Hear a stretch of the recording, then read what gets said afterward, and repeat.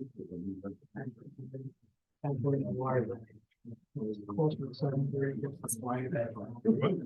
7:30. Let's call this meeting to order. Pledge of allegiance. Pledge allegiance to the flag of the state of America, to the republic which stands one nation under God, indivisible, with liberty and justice for all. Roll call, please. Mr. Gatley. Here. Ms. Thomas. Here. Mr. Hardy. Here. Ms. McGuire. Mr. Thorne. Here. Ms. Bo. Here. Trustee McGuire sent me a email earlier this afternoon explaining that she will not be at the meeting tonight. Okay, 5 out of the 6 are present. We've got a forum, we've got a meeting. Okay, first item on the agenda this evening is the minutes. A motion to approve the minutes of March 17th, 2025. So moved, Bill. Second, Thorne. Moved by Bo, seconded by Thorne to approve the minutes of March 17th, 2025. Any additions or corrections? There being none, all in favor, signify by saying aye. Aye. Those opposed? Motion so carries. Thank you all. Okay, moving on, the next item is the president's report, and we've got the civility pledge. I'll start it once again. In the interest of civility, I pledge to promote civility by listening, being respectful of others, acknowledging that we are all striving to support and improve our community, and understanding that we each may have a different ideas for achieving that objective. Okay. President Pickett, I'd like to make a motion to amend the agenda to move the swearing in of our police officer up to the present time. All right. We have a second? Second. Moved by Diatley, seconded by Harney to amend the agenda and move item 11D, the hiring of a new patrol officer up to the present time. Any comments, questions, or discussion? Okay, none. All in favor, signify by saying aye. Aye. Those opposed? No motion so carries. I'd also like to make a motion that we extend the offer of employment to Officer Oliver. Apologize if I get this wrong. Sorisho. That's correct. At a starting salary of $59,221 a year. Second. Moved by Diatley, seconded by Bo to authorize the hiring of Oliver Sorisho as a full-time officer in the village of Sleepy Hollow at a salary of $59,210, is that it? $221. My apologies, $221. Any comments, questions, or discussion? There being none, then roll call, please. Mr. Hardy. Aye. Mr. Thorne. Aye. Ms. Bo. Aye. Ms. Thomas. Aye. Mr. Dack. Aye. Okay, it's 5 affirmative votes and no negative. The motion so carries. Thank you all. Chief, Mr. Diatley. Just a little quick background on Oliver. He's 30 years old, lives in Arlington Heights. He's a certified Illinois law enforcement officer. He's worked as a patrol officer for the city of Aurora, Cook County Forest Preserve, all full time, and then most recently with the Buffalo Grove Police Department. Actually, we had hired Oliver about a year and a half ago to work with us. When he took his job with part-time officer with us, when he took the job with Forest Preserve Police, they wouldn't allow him to work part-time for us. So he never actually was able to work with us. And then situations changed, and Oliver expressed his interest to come work for us again, and I was glad to hire him back. So. Swear him in. Absolutely. My pleasure. Sir. Sure. You have, I'll give you a signed copy because I know you're not going to make a mistake. Raise your right hand, repeat after me. I state your name. I, Oliver Sorisho, Having been duly appointed to the position of patrol officer having been duly appointed to the position of patrol officer in the village of Sleepy Hollow, King County, Illinois. in the village of Sleepy Hollow, Kane County, Illinois, Do solemnly swear that I will support the Constitution of the United States, do solemnly swear that I will support the Constitution of the United States, the Constitution of the State of Illinois, the Constitution of the State of Illinois, and the ordinances of the village of Sleepy Hollow, and the ordinances of the village of Sleepy Hollow, and that I will faithfully discharge the duties of patrol officer to the best of my ability. and that I will faithfully discharge the duties of patrol officer to the best of my ability. Welcome to the village again.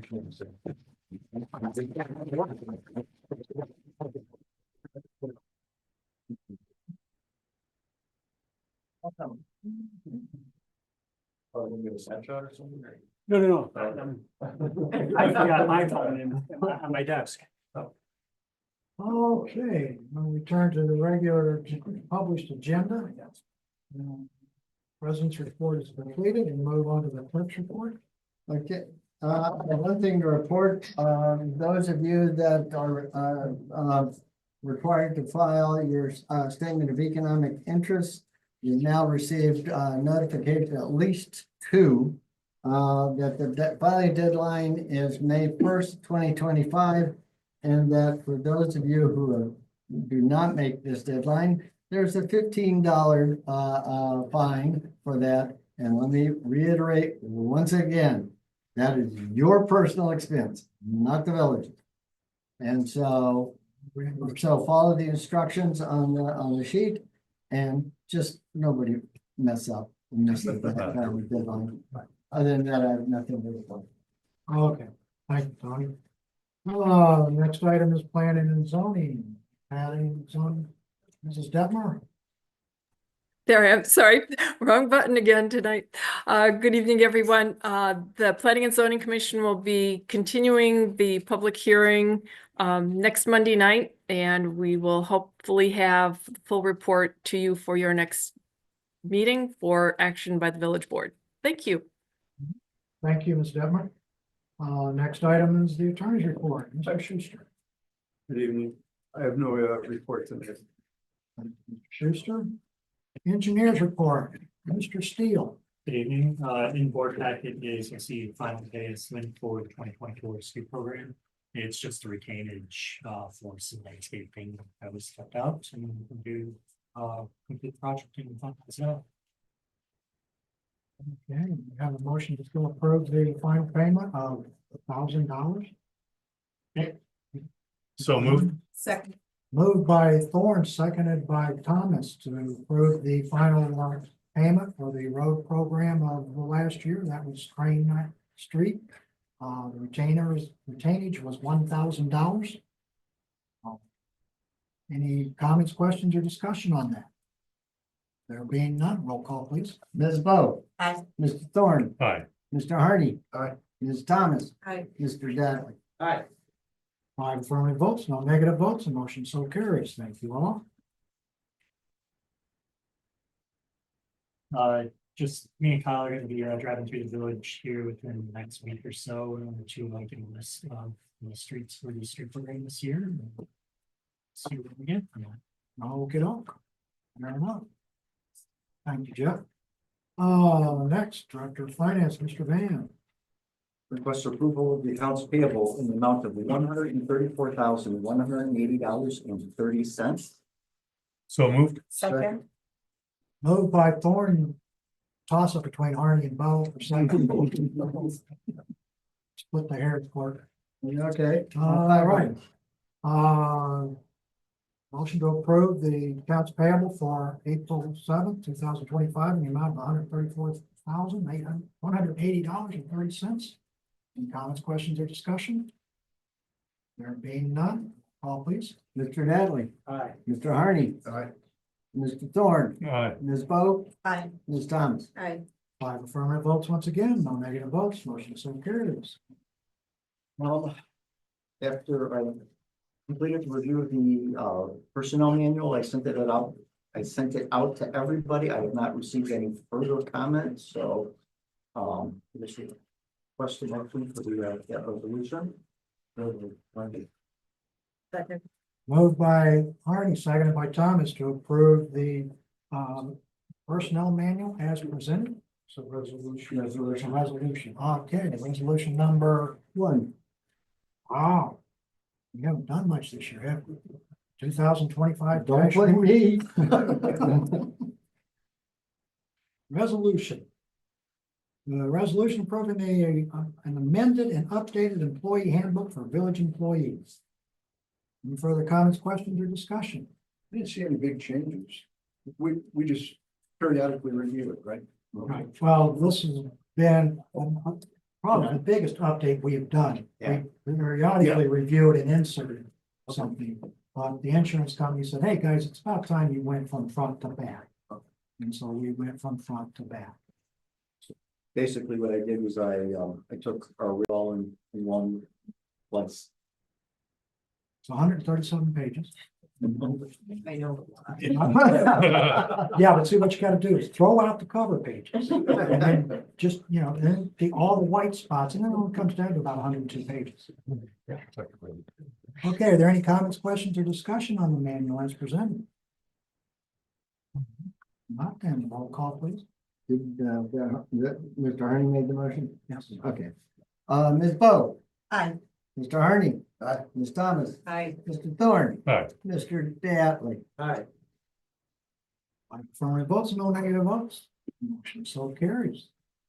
Manual is now updated. Wow. The next item I have is I was discussing with Mr. Pickett, the situation of we require 2 signatures on checks over $4,000. The situation will be that the bank will not allow us to have new signers on the account and remove the old signers until we have approved minutes. So if we wait until the May meeting, we won't be able to actually have signers for our checks until the end of May. And, we've got several big checks that are routinely, required. This is, we only have one this time, but usually there's about, 5 or 6. So it kind of comes down to how do we want to handle the 2 signature situation? According to the bank, all they care about is 1 authorized signer. The 2 signers is our list. And so they ignore that, even though our check says it requires 2 signers, they ignore it. So, our options are either just 1 signer, which would be me. We could have the current signers sign it, but they're signing as citizens. Or we can authorize new signers, but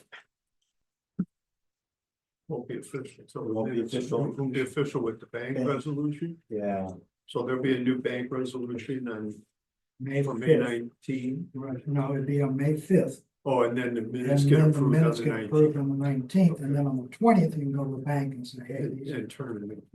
no. But if they ignore the second signatures, does it matter?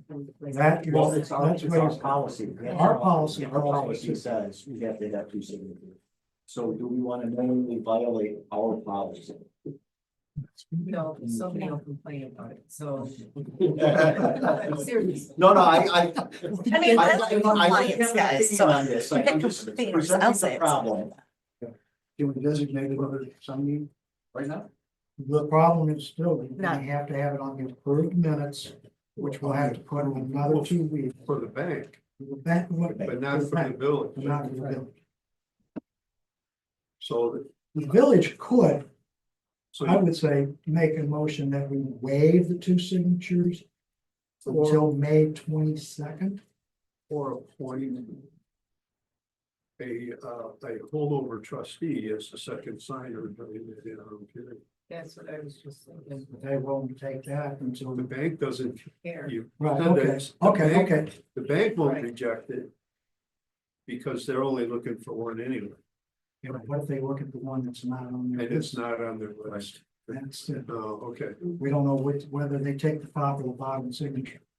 so you could do an interim bank resolution tonight, approve the minutes the next meeting of April and deliver that to the bank for the 1-month period before new people are designated. I do the one, Mark, is that what you're saying? Just Yeah. do the one signature, which is Eugene. For the interim, like, Well, Eugene's on there now. Right now, the only other one would be the holder would be Mr. Diallo. He would be here through the holdover period. I'm willing to do that, no problem.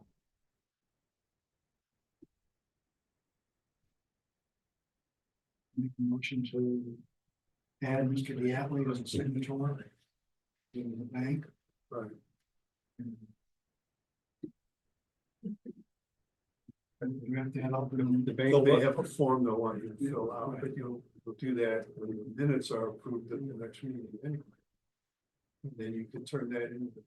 We're just gonna- After May 5th, when the new fiscal year and everything, and administration starts, do another bank resolution to substitute for that. I think in the future, what we should do is have a fourth signer who is on a different cycle than the other two signers, and then we won't run into this problem. Well, in theory, wouldn't there be an administrator at some point down the road that would, Well, that's, Yeah, It but may that- be. Still me. That could change. yeah, of course, in theory. yeah, Good point. We'll just have the whole village sign. Well, so there should be a motion then to designate I trustee move, Diatley as a signer on village checks. I move to do exactly what Attorney Schmidt said. Second. Okay. We've got a motion to do as he said, and it was seconded as he said. I didn't second anything. No, you didn't need it. I just said they seconded your idea, your suggestion there for the motion. Any further comments, questions, or discussion on this? Okay. Temporary or changes or an addition of a signature to the. Can I just Thank you. clarify the dates? So we're gonna have the interim bank resolution created tonight, which Eugene will have and then get signed and filled out, which would take effect at the next meeting, 4/21, once we approve those minutes. Right, and Then I'll we have take that to the bank, I'll have to go to the bank with. and that would cover trustee Diatley from the 22nd through not May 5th, but it'd be the subsequent May meeting. May, Okay. Almost a month. Okay, That's why we ran into that. I stand by my motion, thank you. Okay, stand by your motion. That's good. All right, any other further comments, questions, or discussion on the motion? Okay. We have. Not roll call, please. Ms. Thomas. Aye. Mr. Thorne. Aye. Ms. Bo. Aye. Mr. Hardy. Aye. Mr. Dattley. Five affirmative votes, no negative votes, motion so carries. Thank you, Bob. Okay, the only other thing I wanted to mention is that, MSI. We had talked about upgrading the system. The next fiscal year. Well, they've allowed us to upgrade now, but they're not gonna bill us until the next fiscal year. And it's been working great. Some of the major problems that we were having before by being a legacy type system have gone away. Good. That's all I have. That's all you've got. Thank you, Eugene. Comments from the public?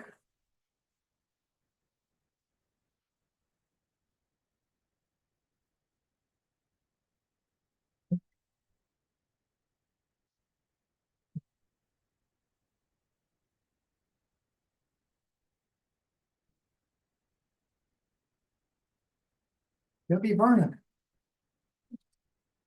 Got to,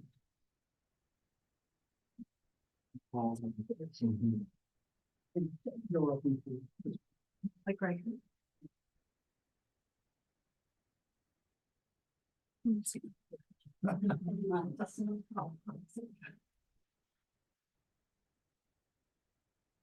Hi, my name is Debbie Vernon, and my husband Pete and I, we live at 821 Locust Drive in Sleepy Hollow. We're 22-year residents and homeowners. We both bring professional governmental experience in finance, building, zoning, development, and building official careers. We have attended and made comments at every plan and board meeting since February 3rd. And we're not going anywhere. We want to engage with the board to do the right thing for Sleepy Hollow and its residents. There's an update of the say no to the storage facility petition. As of today, there is 424 signatures. I previously read the entire petition at the March 17th meeting, and I asked it to be recorded in the minutes. The petition signatures from Sleepy Hollow residents are all over the village. With 1,100 households in Sleepy Hollow, and talking to many residents, they do not want the facility in their community. The reasons: not keeping in with the character of our community, zoning rules in B2 commercial lot were specifically set up to protect the residential homes on Laurel and Rainbow. These are our neighbors and our friends, and they are your constituents as board members. The self-storage facility will reduce the property values near the lot and other residential parts of Sleepy Hollow. It is not like the other brick attractive commercial buildings in Spring Meadows Strip Mall right next door. Would you, the village board, want a 3-story, 35-foot tall building by your deck and landscape not the lot? No, you would not. These homes and neighbors are Sleepy Hollow residents that need to be protected and taken care of. Sleepy Hollow, please do the right thing for our neighbors and our community. You need to make the right decision, even if it feels uncomfortable. Look your neighbors in the eye and say, yes, as I, as a board member, will deny the special use for self-storage facility in total with no variances. On January 30th, 2025, I submitted a FOIA request for public information about Plan Commission minutes, meeting, agenda, all records from 2023 that included January 23rd, March 27th, and April 10th. The FOIA was fulfilled February 3rd with 231 pages of documents. When I first got it, I read through the many pages. Recently, I was looking at the FOIA documents again after I printed from the Sleepy Hollow website the August 1st, 2022 minutes when the ordinance was approved by the board to add special use for self-storage facilities. What I found made my stomach drop. I saw 2 letters that were written by Conrad Ryback, and I was like, how could that be? The first one was page 90 of the FOIA document, dated February 22nd, 2022, and addressed to Barbara Detmer at the Sleepy Hollow Village address. The letter says, Dear President Pickett, for some reason, I don't know why, please consider this letter my official request for the Village of Sleepy Hollow to process a revision to the zoning code that in B2 indoor self-storage facilities may be a special use. The second one was on page 91 of the FOIA documents, dated July 11th, 2022, and addressed to Stephen Pickett at the Sleepy Hollow Village address. The letter says, Dear President Pickett, based upon the anticipated action of the village board to approve the text change to allow for an indoor self-storage facility as a special use, we look forward to these actions being approved by the village board and ability to move forward with our project. So I watched the Sleepy Hollow YouTube video for the August 1st, 2022 board meeting, starting at the 1 hour, 3 minute mark with approvals of the ordinance. Some questions from Trustee Carano about that, and then he asked Village Attorney Schuster around the 1 hour, 7 minute mark about, is this for the future or is this now? And Attorney Schuster replies that at the 1 hour, 9 minute mark, there is no application yet. I didn't understand. Then the board votes on the ordinance 2022-10 to add self-storage as a permitted use, and it passes. But the problem was there was a discussion between President Pickett and Barbara Detmer way before that with Conrad Ryback and the letter supporting that. Attorney Schuster was correct that no application may have been presented to him.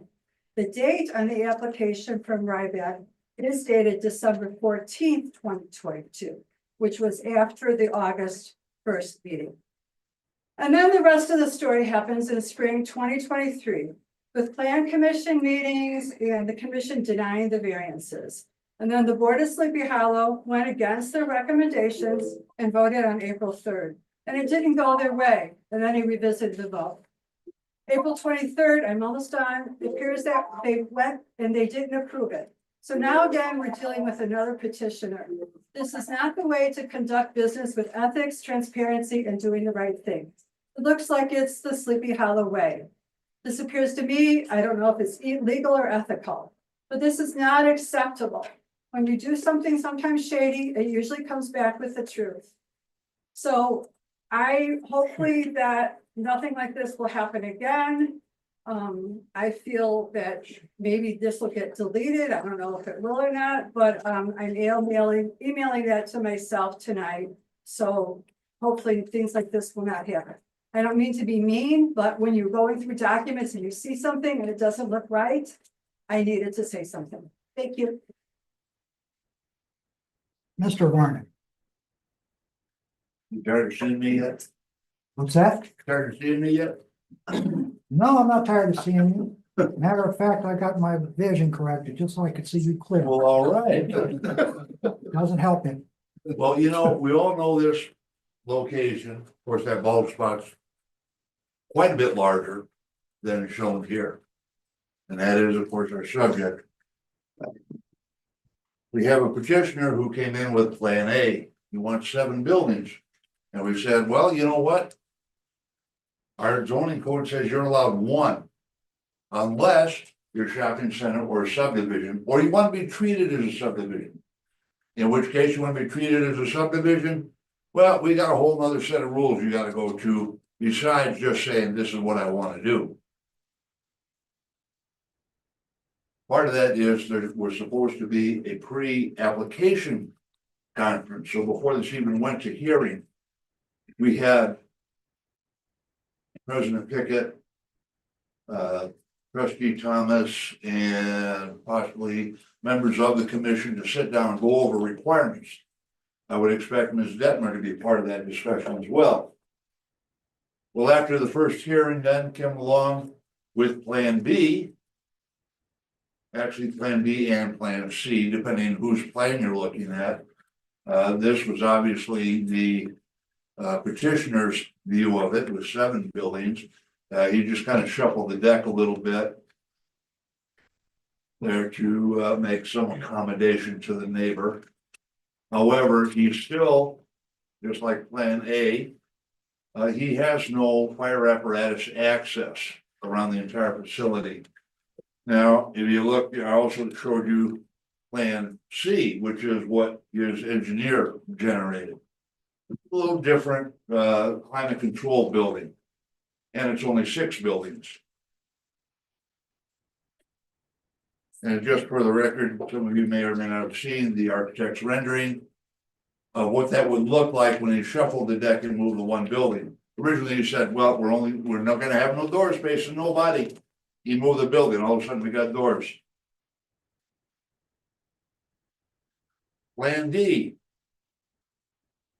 Yet another version of this, and both this and the Plan CD showed him, instead of coming off 72, he wants to come off the adjoining property, Spring Hill Meadows. And unfortunately, he doesn't have an agreement with the owner of that property. He doesn't have an agreement in principle or in fact. So he's hoping beyond hope that he's going to be allowed to cross that property. Only part of that issue, though, he's got a lot of infrastructure to deal with over there. If you look in what I submitted to you to look at, there's a drainage map for this area. And right in between those 2 properties, actually is part of the Meadows property, stormwater drainage. And there's some photographs of what actually happens in between there. We've got a spillway over at 72. There's curb inlets along the way. There's a collection structure, storm structure that just meanders then down to around behind the Spring Hill Meadows property and ultimately ends up in Spring Creek. There's also sanitary sewer over there. And given where he's looking at coming across, doesn't look very practical. He'd be actually kind of in between, right behind the Advanced Auto Dunkin' Donuts building there. There's a drive that runs all the way across those properties. Looking over his revised application, one of the first things that caught my eye, I see a lot of things struck out and some things written in.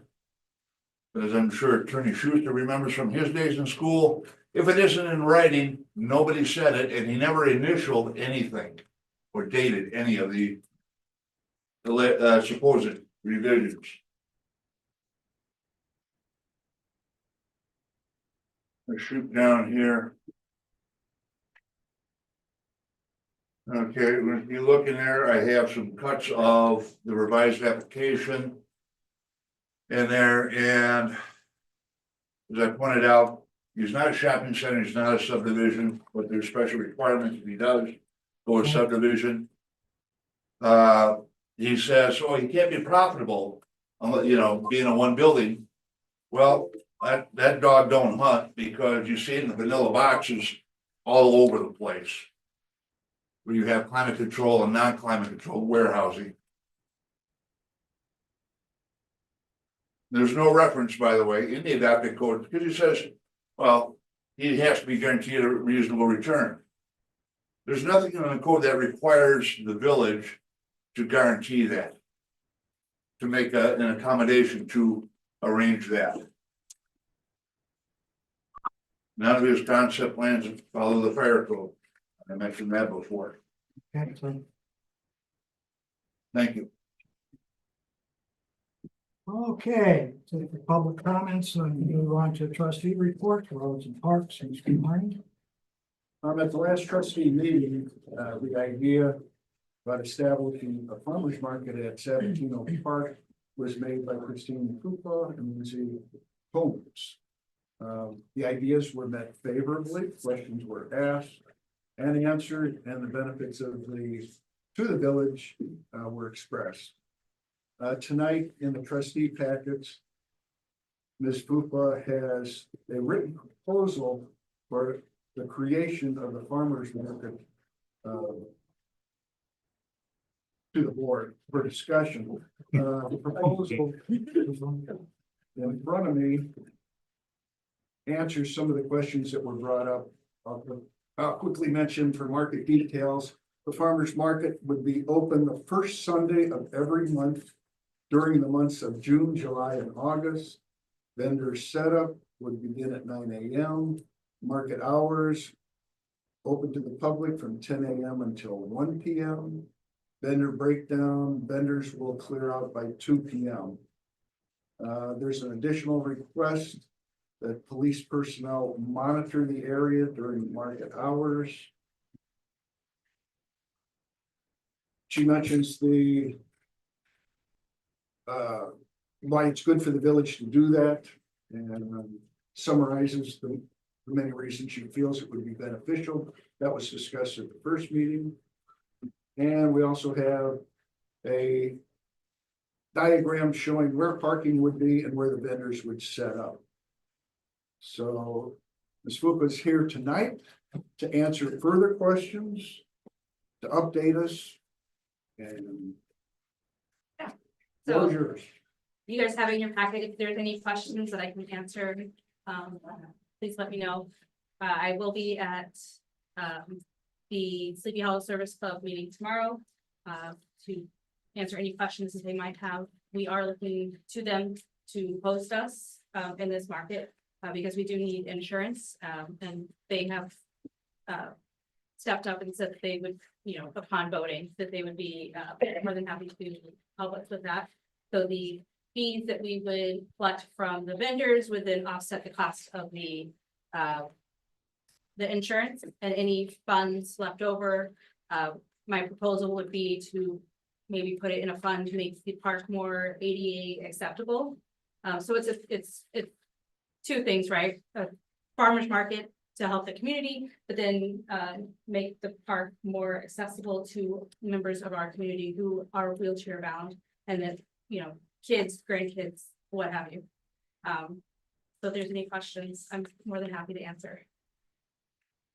What about permitting? Wasn't that? We have to So go to the county or something? so a lot of the vendors that we are seeking or that have reached out to us that would like to be a part of it fall under the cottage permit fee, like they make their own bread at home like Lindsay does. There's a cottage rule. I don't remember exactly what it's called, but we don't have to have anything from the health department unless we are giving out samples. Yes. I can answer you on that. Okay. If they're bringing food that they prepare off-site, they're going to have to obtain that permit from the health. Right. It's on them. It's nothing that we That's have the to thing do. you're gonna have to do though, is get a release from each of your vendors, Right. okay? Yes. And Each and every week. mhm. And do you have, okay, if I may take. Yeah. you know, I mean, You should also have with that release, like, you're obviously going outside of the village. You should have what is allowed to be sold at your market.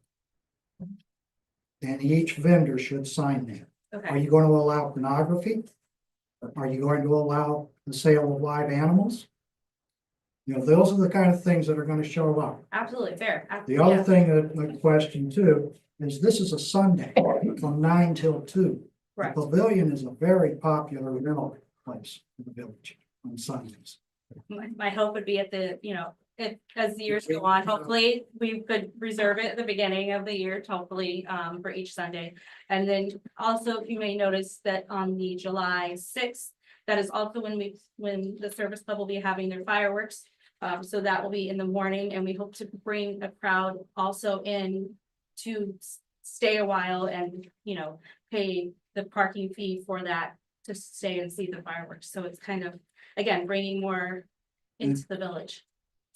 One of the things I was concerned about, one is, pavilion's popularity, the rental for the village on weekends. Oh, yeah, absolutely. The other thing you've got out there too, on Sunday mornings is a lot of soccer. Yes, And soccer people have reserved that side also. An overflow. they would be on, They typically side. go on the west side, but they can reserve spots on the east side. too. right. So as soon as this hopefully is approved, I will start getting the releases and the forms and reserving, that space. Absolutely. We're talking 3 Sundays. It's 3 Sundays, that's all it is. It's not a weekly thing. Still, A type of policy, like they can get rained out, We won't have you it. won't have it. Yeah. Okay. It was asked about rain date. We just won't have it. I don't make anything. I don't sell anything. That I am not benefiting from this at all. I just thought it would be great for our village, and I have a lot of, we have a lot of neighbors that make things. Our fee structure will be more forgiving for our Sleepy Hollow residents. It'll ideally, right now, it's $20 to be a vendor each month. And then non-Sleepy Hollow residents would be $40. So Is that standard, Christine, with other markets? that is a great question. I do not know. I can answer that one. Okay, I ran the East Dundee market for Oh, okay. 5 years. $20 is cheap, But it is. okay? It is extremely cheap. Typically, they are $50 or more. And usually they want a commitment. If you're gonna come, you're gonna come all through Sundays, okay. and you're not gonna come just one.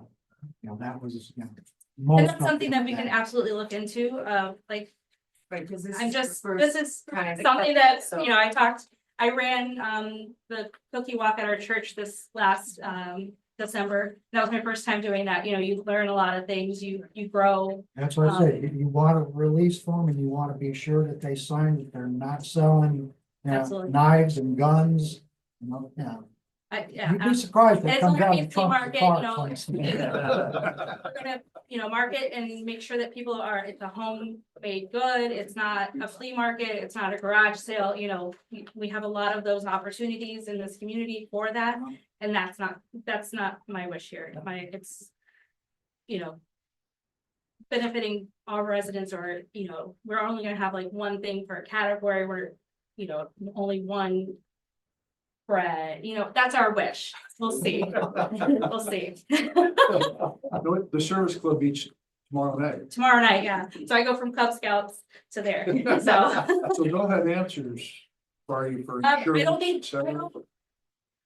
it's not 100% sure. I have to talk with my contacts there, if they're gonna vote on it. They'll have answers. It's kind of like a chicken and egg, like you guys wait for, you guys could vote tonight and say, pending their approval of their support, okay, never mind. I'm pleased to say no, so, I think it's a great idea what you're doing, and Yeah. then, Yeah, let's get all the questions answered and then. I love the idea, I think it's great. I think it's awesome. I wish you the best of luck. In addition to getting a legal entity to represent or to be their sponsor, and then what you brought up of having the releases signed and and then something precluding certain things being sold.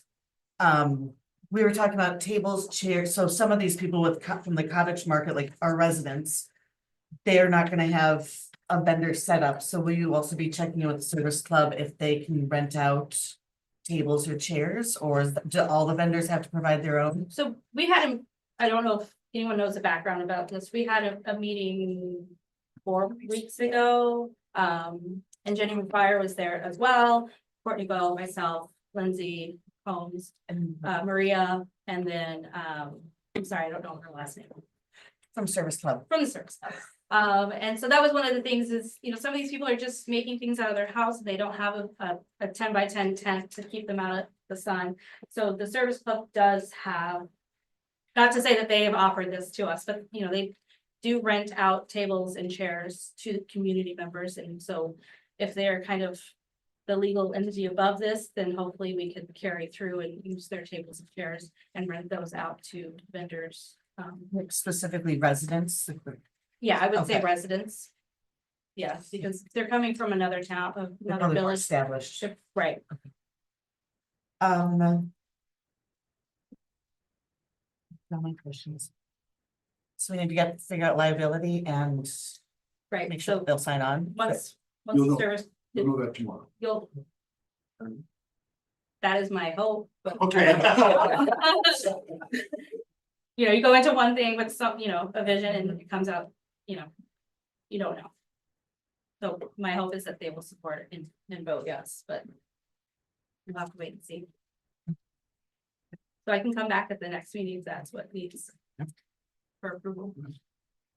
I would think you could expect. Yeah. All right, It's, I would- Steve, you were talking about the documents that, the vendors would need to sign and stuff. Do you happen to have copies or examples, or can you tell her where to get them, since this is not your first rodeo with this? Okay, so I think that would be helpful if you had that information. all right, but don't judge me too hard since you've done this before. I on as far as fast the other one.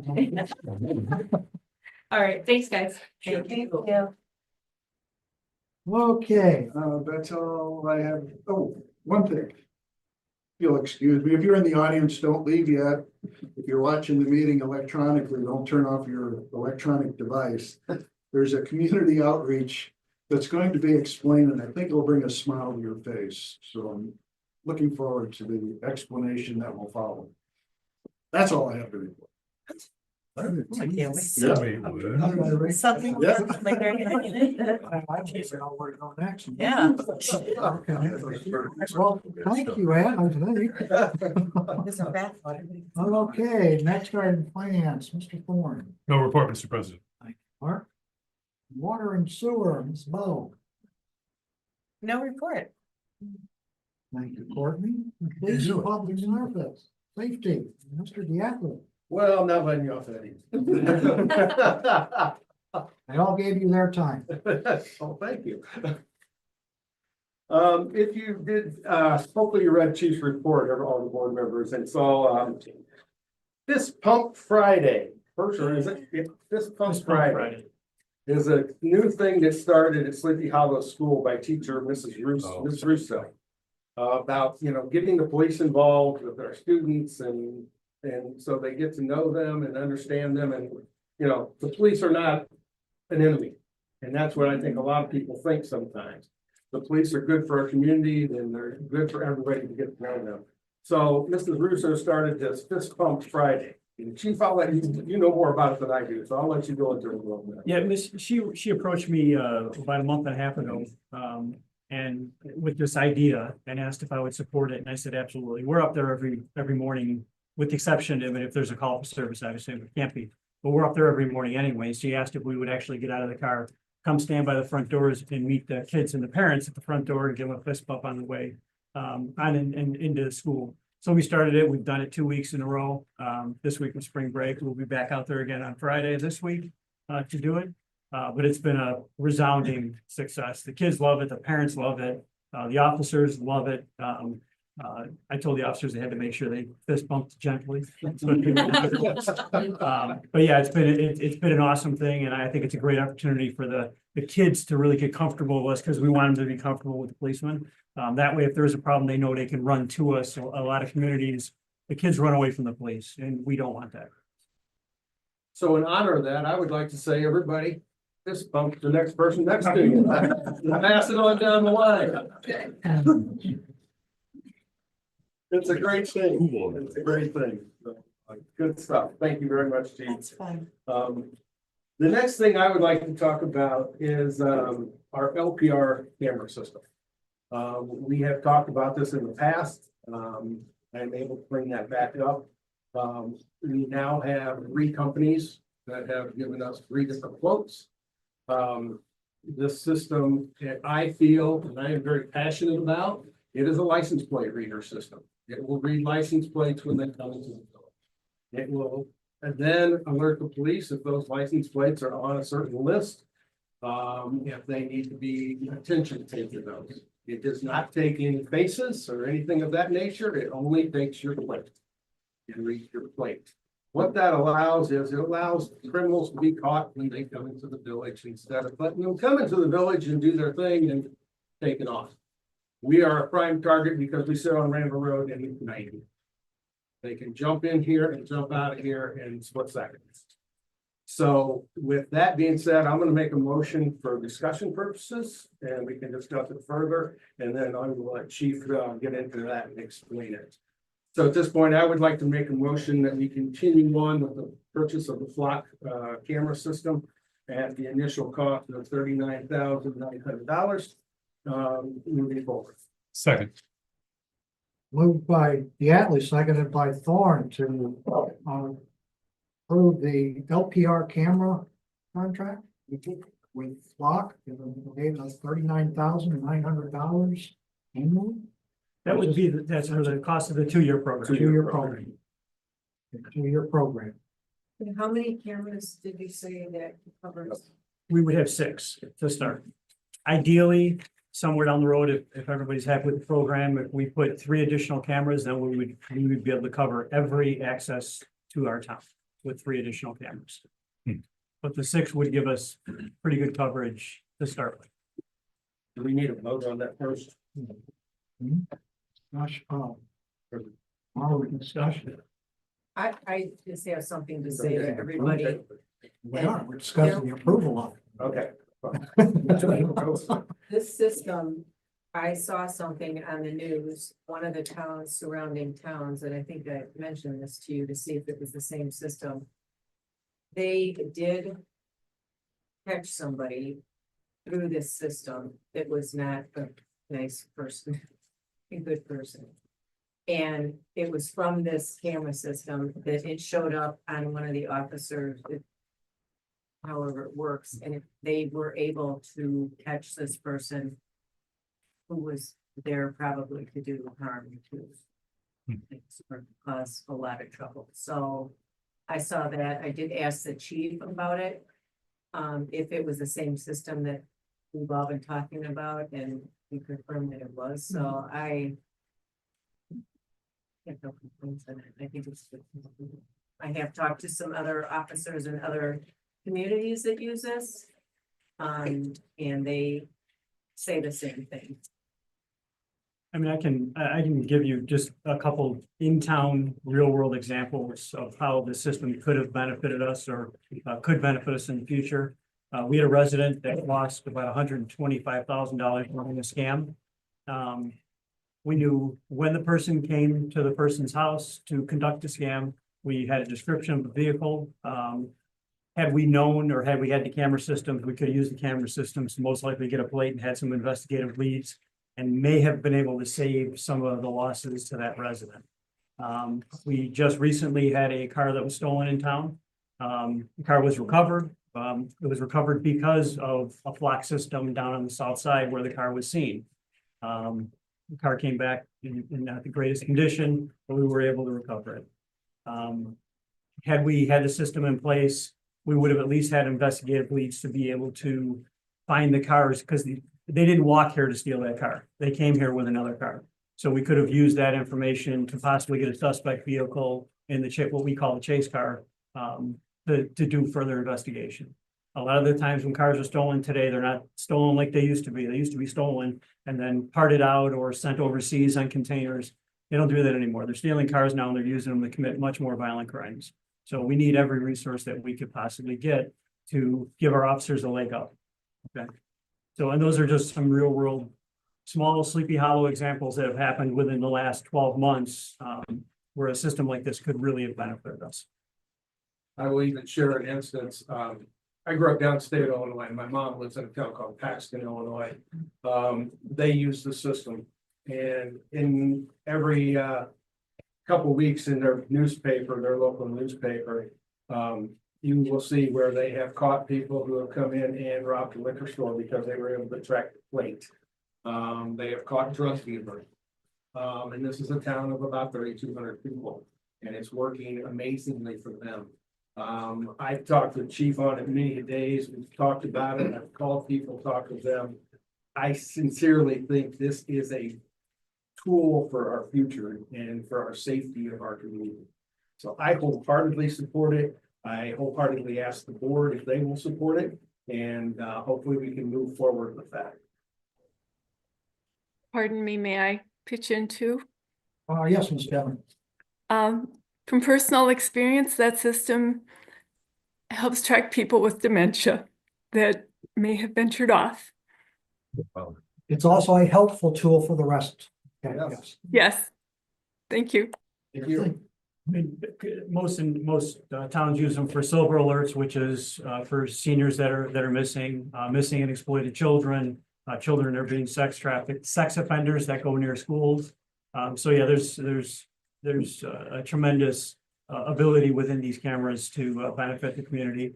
They are not Big Brother watching. If your plate or your information is not on the hot list, you're invisible to these cameras. You go about your business every day, and let's face it, we're on camera every day, no matter where we go. But the cameras don't care about you coming into Sleepy Hollow as long as you're not on the hot list. So it doesn't really matter. We'll get you on a hot list. You have to be entered on, like if we had let's say we had a burglary in our town. And we knew from whether it was a ring camera or an eyewitness that a certain car was involved in that burglary, we had a plate. We would enter that car as a burglary suspect vehicle in the hot list.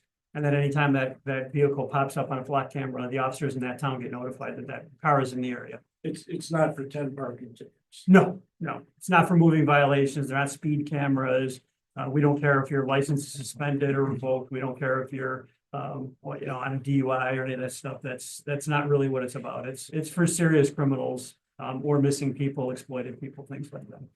Surrounding communities share information. Yes, you can control. The nice thing about this system is you control your data. It's your data. And that's one thing that Flock goes out of their way to say.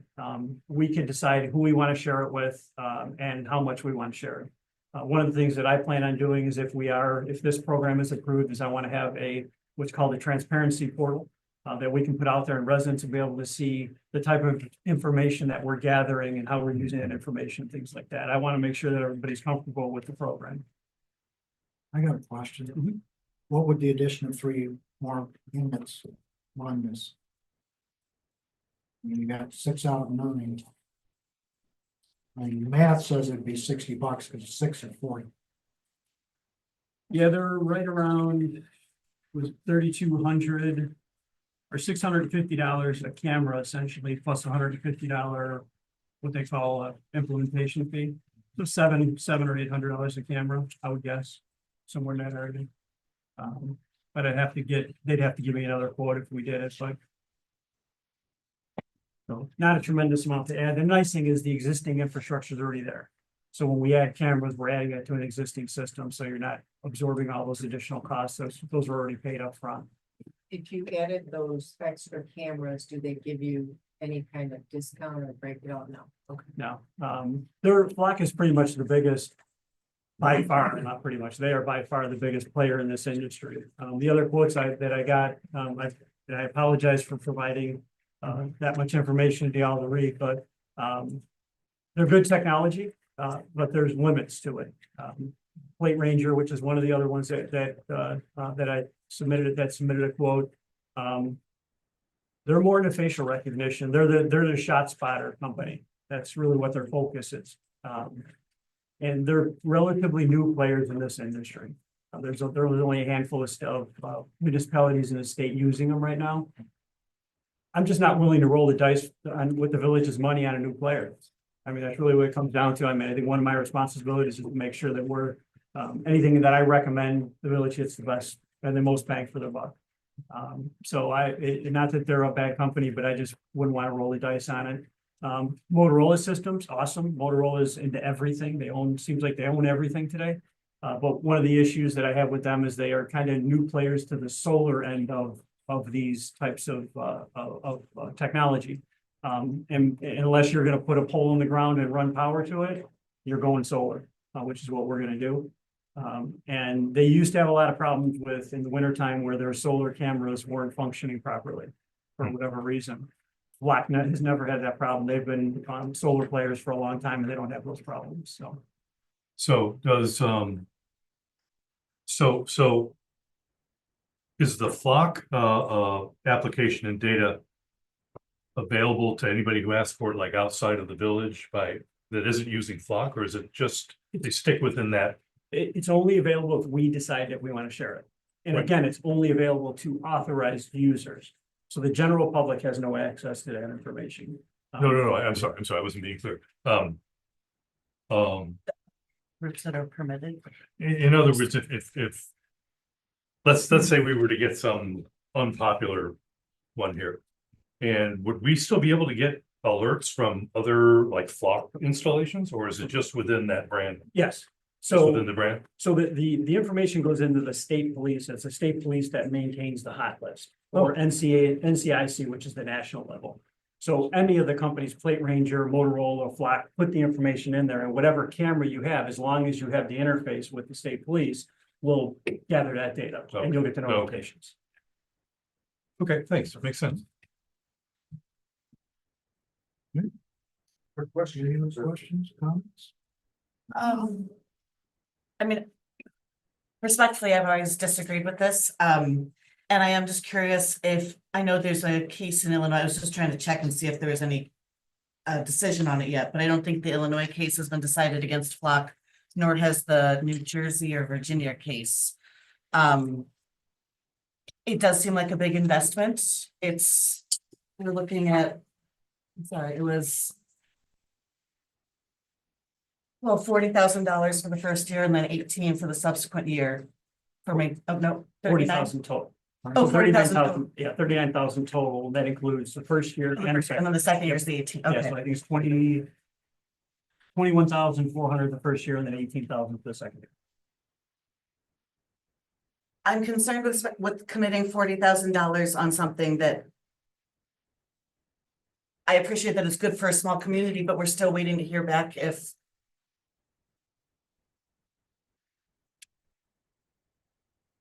it's a violation of the Fourth Amendment that's something that I don't, to me, we're not signing up for these kinds of cameras. Like, I don't know that I'm comfortable acknowledging and saying, making that decision for 3,000 other residents that yes, we can have cameras here. People get to choose their Ring cameras and they get to choose to put an iPass in their car and they get to choose how they interact with their privacy. And I'm not sure that I get the tool, but it's really hard, especially in a town called Sleepy Hollow, where I think a lot of people like their privacy and their independence.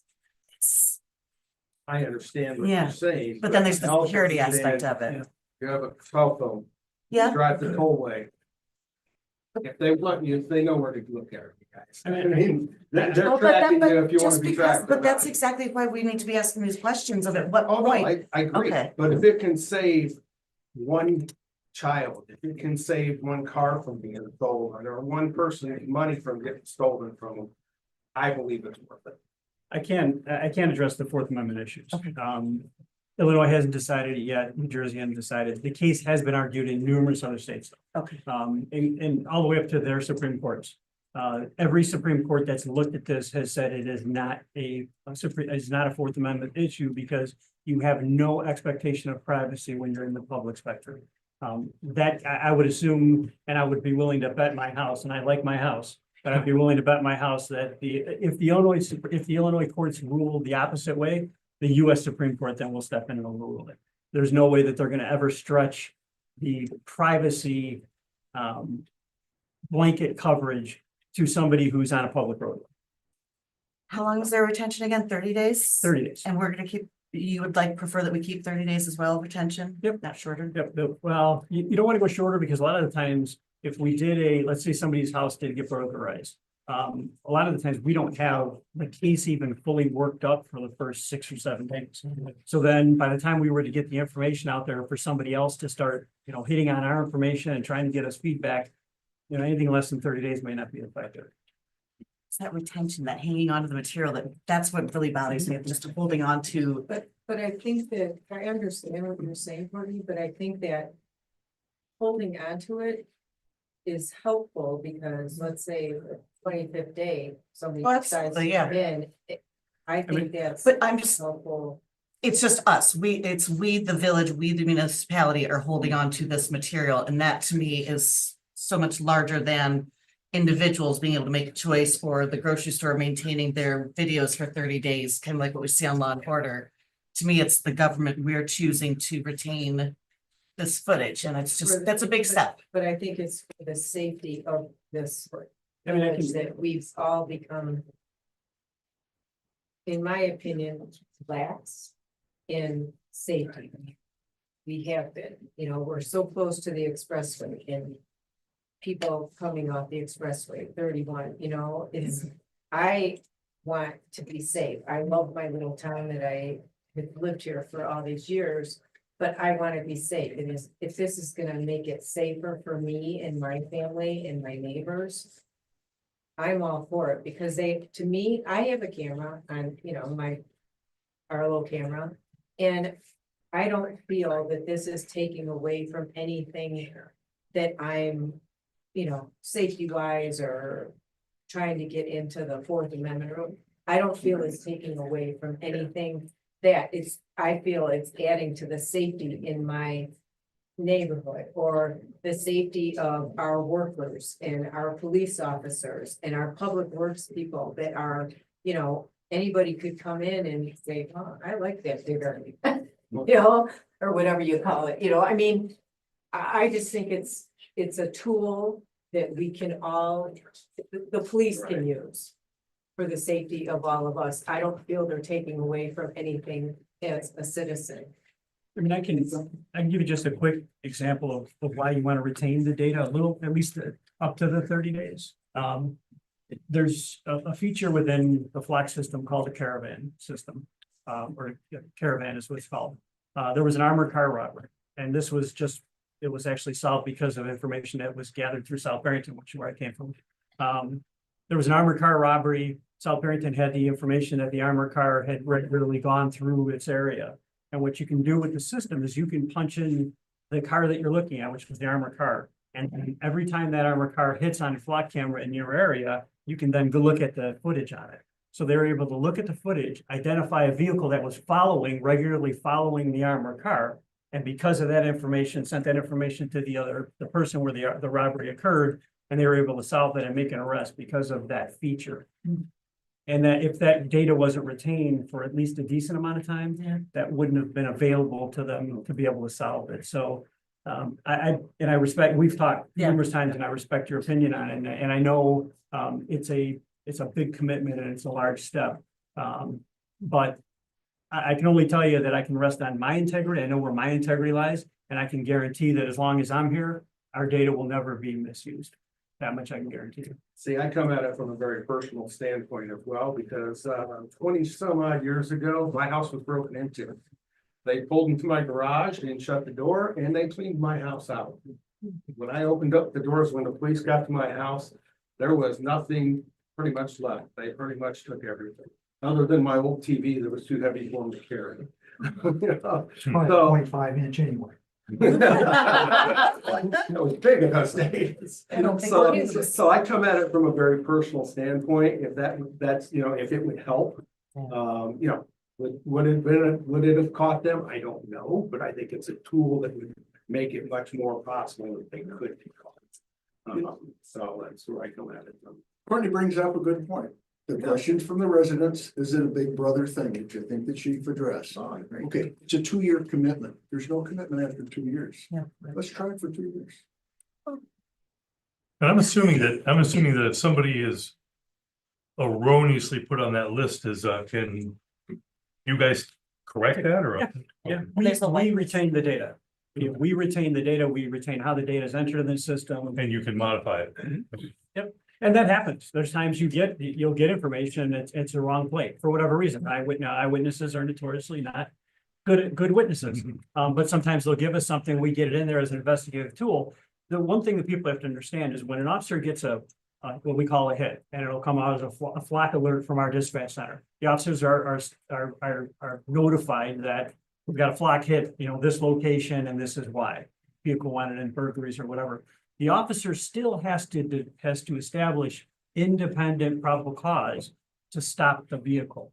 And then independent probable cause when they're talking to the person to verify the information that they've been given. So the gloves aren't off. It doesn't give officers an unbridled tool to do anything they want. They still have to develop things independently. Not gonna send people to El Salvador. No, I have no plans. I just want to be sure that that wasn't the route we were going down. Yes, no. The main thing is, it's nice because we only have maybe 2 officers on the street at a time. If I get things right in the near future, I'll hopefully be able to have 3 on the weekends where I think we really need them. But if I've got an officer on the east side of town or an officer on the west side of town, and we get a block hit on somebody coming off of Randall Road as an example into the Saddle Club, and we get notified that there's a vehicle that's gone in there that's wanted in connection to burglaries, we can then send our resources that way and maybe head something off from happening. Because if they see us in the area, they're gonna go somewhere else, which ultimately, and this may not make the towns around us happy, but ultimately that's my goal. Send them somewhere else to do whatever they're gonna do and get them out of Sleepy Hollow, because that's why you guys hired me. To push people out of town. I used to say it all the time when I was in South Barrington. I wanted to push them to Hoffman Estates. So the same thing I want to do the same thing here. And it just gives us that extra leg up and that heads up that we wouldn't normally have. Can I ask a question? And now the surrounding communities, they all have Yes. systems. Yep. So. Yeah, West Dundee just implemented them. East Dundee has them. Carpentersville has them. Elgin has them. What entry points are you gonna have one of these at, and which ones are you gonna? The only, Do you think we want to put that out publicly? not yet, but it will be almost every major way you would come into town will be covered. So with the exception of, there's only 3 that you'd be able to, and those 3, you'll have to go by somebody else's flock camera, basically to get into town. Are they visible to us? Yeah, they're not, I mean, it's not cloak and dagger, they're not hidden in Have you weeds. ever been to a parking lot that says Seen 24-hour yeah. coverage? But I mean, when he said that. They're there, yeah. not Yeah, they're saying mounted on where a we're at, pole. Yeah. You can see them, and the thing about it is the bad guys have figured it out. They've figured out that these cameras are up there, which is one of the reasons that they take plates off cars. They'll steal cars and they'll take a plate out, or they'll steal the car and then go to the metro station and steal a plate off the front of the car and put it on the back of the car so that, they spend a lot of time being bad. And just looking at this money financial wise, the only thing, everything is budgeted for except for about $5,000 with in the second year is what we need to come up with. Okay. So it's already within the budget. All right. Okay. No further comments or questions? Time for a roll call. Ms. Bo. That's what you ran for, is a high. Respectfully, no. Dorn, Yes. Mr. Harney, Yes. Ms. Thomas, Yes. Mr. Dattley. Yes. 4 affirmative votes, 1 negative vote. The village president will vote aye. Making it 5-1. Motion so carries. Thank you For the all very record, much. just Appreciate it. if I was able to make your decision difficult, I've done my job. Every time you bring up new things to consider. It's wonderful. I have nothing further, Frank. All right, thank you, Mr. I Diatley. think I took a little more than all the time. Okay, Thank you for the. it was well worth it, Steve. Thank you, and thank you, Chief. Okay, next is public buildings and environment. Wire is not here, and he's not leaving report, so we will move on to building and zoning. Thomas. I know that we've got this fee schedule on the agenda, which I apologize, I was out of town, so I not get a chance to look at this thoroughly. Barb, do you have anything to add for this? Well, over the past year, I've run into several situations where the fee schedule that we had isn't quite fitting. And so to try and be fair to the citizens in trying to figure out, that's where the items came up in blue. So that's the only parts that are changed. With costs and everything going up, I tweaked the new construction and additions, basically a few cents, keeping the base fee the same. I've run into it on commercial as well as residential, just so you're aware.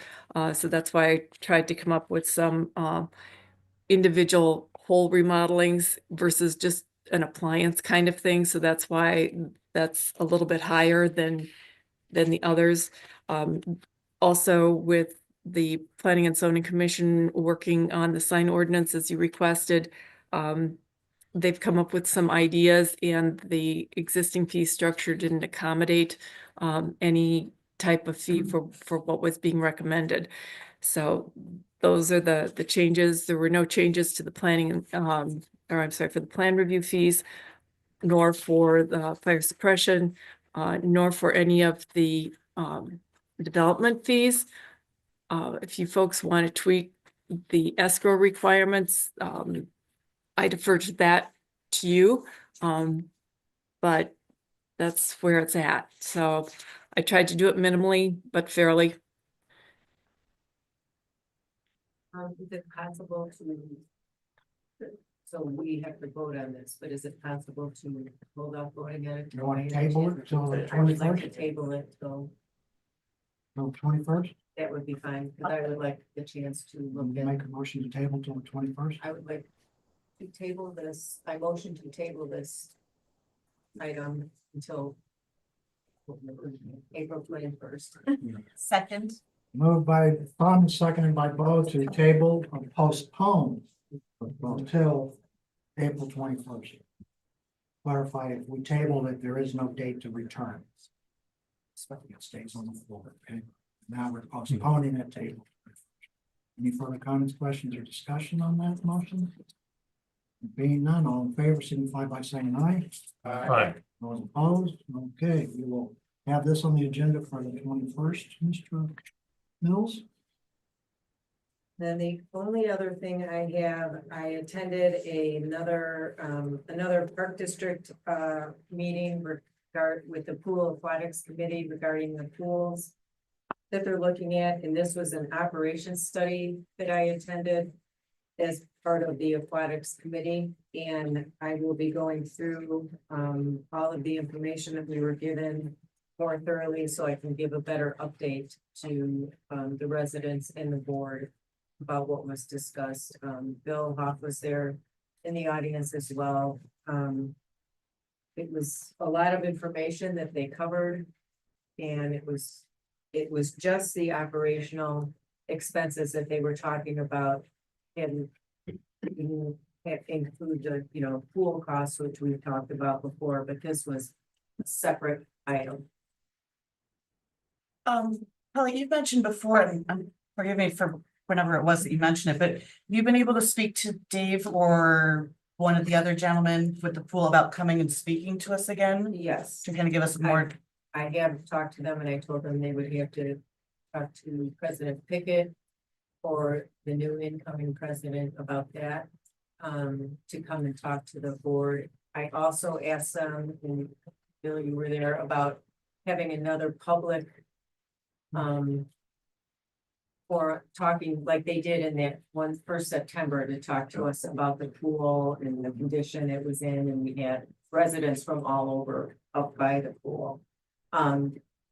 Suggesting that they do that, because that would be a good thing to make the public aware of exactly what is going on, and they could see line item by line item about what the cost would be if they did go to referendum for both pools, including other items within the park district that are in need of repair and updating. So parking lots and air conditioning units, Dolphins Cove, the golf Bonnie done. Bonnie Dundee, that clubhouse is over 100 years old now. And it's falling apart. So we need to, they're talking about a referendum including all of that. They did have someone from Huntley Park District come out and talk to them. I missed that meeting, unfortunately. I was out of town, about how they got their 18.5 million referendum passed. But they also included a lot of things that were within the capital improvement. So I will keep everyone updated once I'm able to go through all this. That's all I've got. Thank you, Kelly. Moves us to old business. One thing, we have a shred day planned for Saturday, 9 to 12, 9 to 1. It's coming Saturday, This coming Saturday, right here. right here. Residents are allowed 1 free car full. 11 a.m. 8 8 to 11 a.m. Okay. I actually got another old business item. Okay. Oh, tax.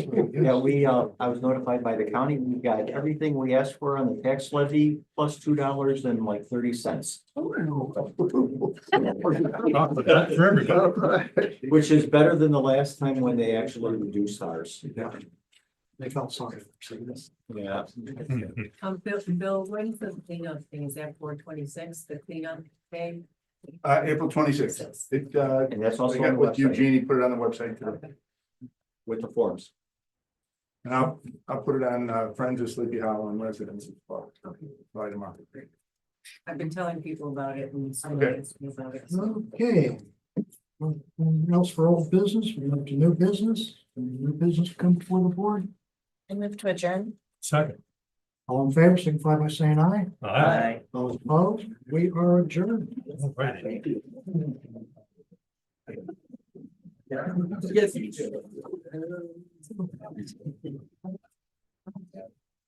Oh, yes. Okay. Yes.